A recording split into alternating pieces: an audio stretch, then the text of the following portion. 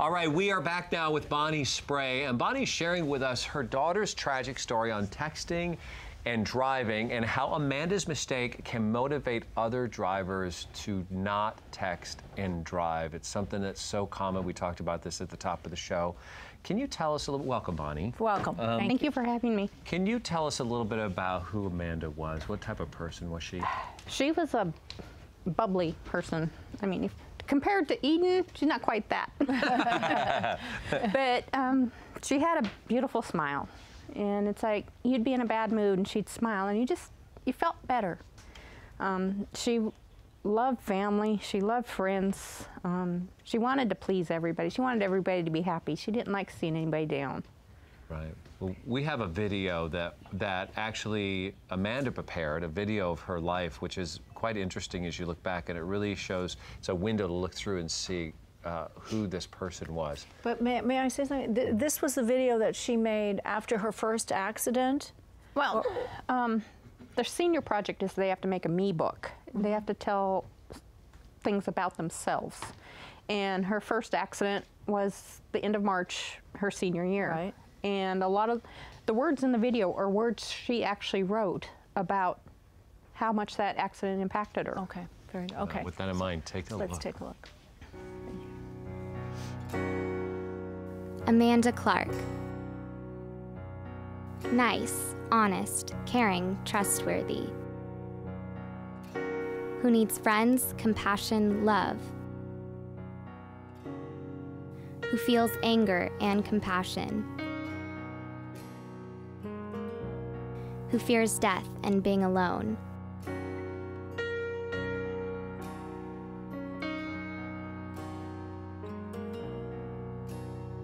Who is concerned about my family and my future. If there could be one thing that I could change in my life, it would be the ability to see my family more than I do. I really enjoy spending time with my family and miss them. I want to see them and spend as much time with them as I can. I hate the thought of dying without my family knowing how I felt about them.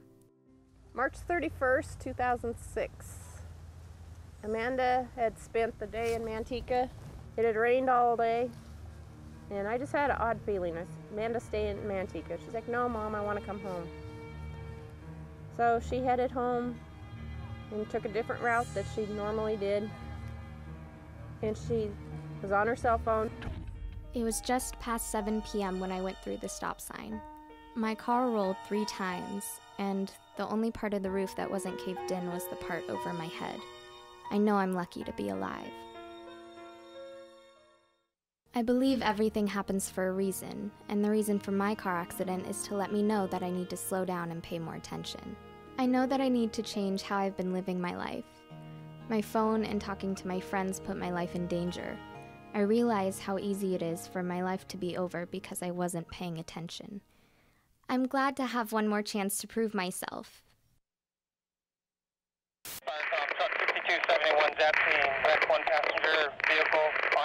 On April 1st, 2007, we received an emergency response call. Upon arrival, we found a car that had gone over the embankment and a person pinned inside. The first responders came to the hospital too and informed us that it took 40 minutes to get her out of the car. And for 20 of those minutes, she wasn't breathing.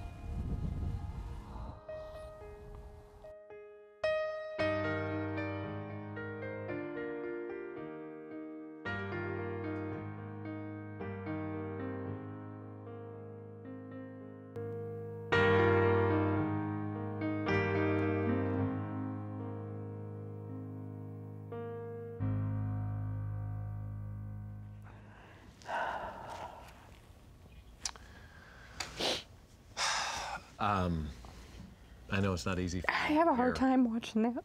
Yeah. Well, hearing her voice. Well, that's not her voice, that's an actress, but the ironic thing, that's similar to what Amanda sounded like. Look, there's a big mission that's laid upon your lap. But before we get to that, you say Amanda was afraid. to die? She had lost family members in her life. Actually, the first accident, she was coming back from Manteca because her great-grandfather had died, and she was helping her dad with the funeral arrangements and stuff like that. And she did have a hard time with death. And then that first accident, when the paramedics arrived on scene and they saw her blazer upside down like it was, they thought life flight, because they were like, nobody can survive that. And she was just one big bruise. I mean, her elbow went through the side glass, so that was all swollen, and you could tell where the seatbelt had been. They took her to the hospital. They did x-rays. Nothing broke. No cuts, just bruises. And she had a huge black eye, and she was kind of proud of that black eye, because she's like, look, I survived. Well, how did this accident impact her life? She realized that it can end just like that, you know. And she's like, I was given a second chance. You know, I can do better. What did she do with that second chance? Well, for a long time, she wasn't on the phone as much when she drove. I mean, she was a great kid, but I told her, Amanda, you can't even walk and chew gum at the same time. You can't, you know, it wasn't illegal at the time to use the phone while driving. But I'm like, you just can't do both. Did you sit down and discuss things as a family, though, and about the dangers of texting and driving? And well, did she do anything to try to impact other kids not to do the same? She didn't, because, like I said, it wasn't illegal at the time. We didn't know the dangers. We just knew that she lived on that cell phone. You know, punishment to her would to take away the cell phone. And I'm guilty, too, of her final day. I was sending her texts. You were sending her texts? Mm-hmm. And the last text I got from her said, I'm not doing too well. There is so much to talk about, and of course this month is Awareness Month, and that's one of the reasons. Ironically, her Angel Month. We're going to talk about the T-shirt that you're wearing, and we're going to sit down with California Highway Safety Commissioner Joe Farrow. We're going to discuss some of the things that we need to do to prevent this from happening. Most importantly, educating everybody, including the teens that are out there, and even those adults. I was going to say, the adults are getting worse. Yeah, we'll be right back.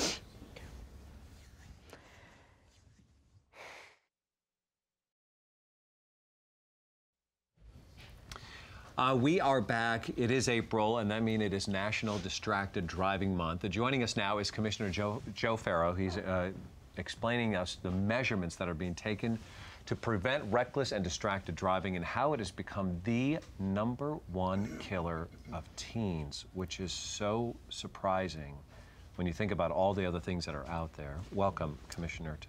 Well, thank you. Thank you very much for having us on today. So what is being done right now to reverse this trend?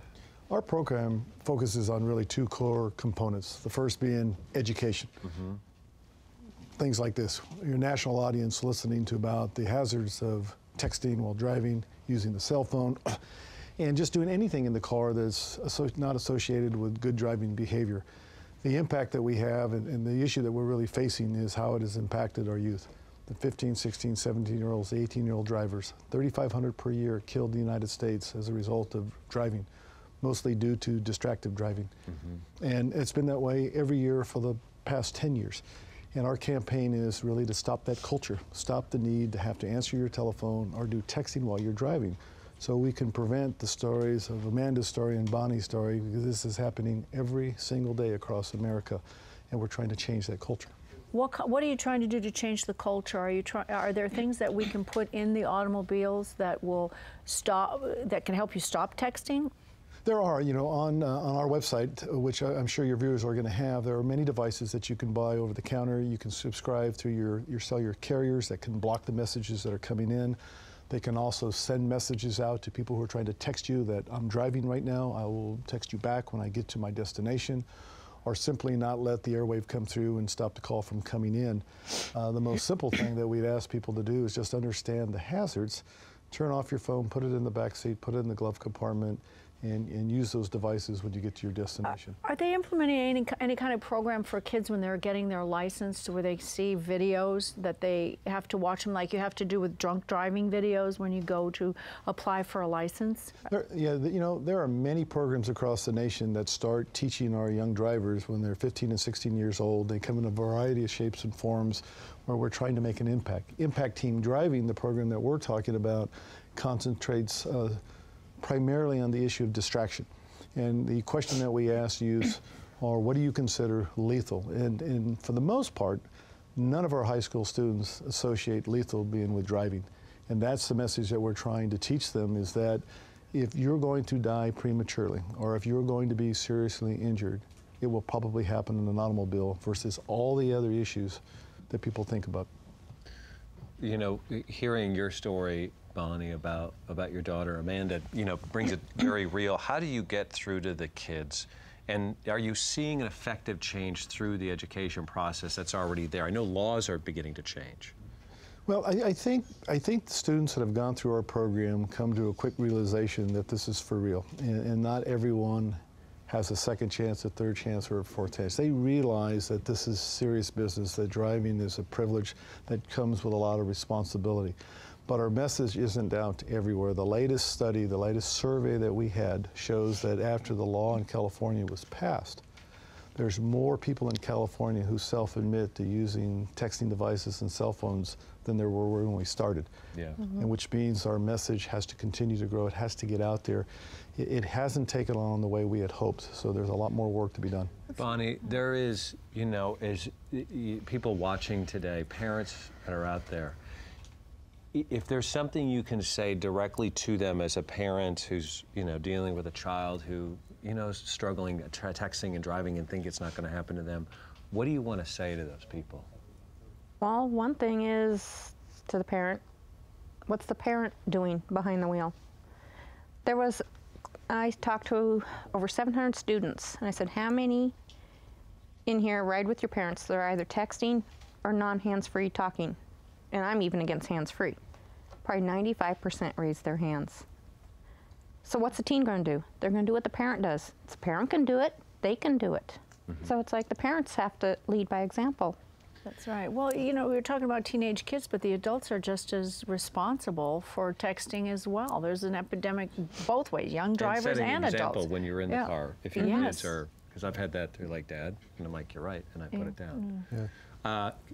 Your shirt that you're wearing. Yes. What is it? What does it represent? It's through the Impact Teen Driving, and they ask students, teens, what they consider lethal. And, you know, from ninjas and bombs and poison and sharks. But the number one is cell phones. Is a cell phone. Well, listen, we want to help out as best we can, so we're going to offer up a couple of these for our viewers. You just have to, you know, follow us on Twitter and then at hallmarkchannel.com and our Twitter account, and retweet our exact tweet out that has this in it. So, and please do it while you're safe. Yeah. No driving. Yes.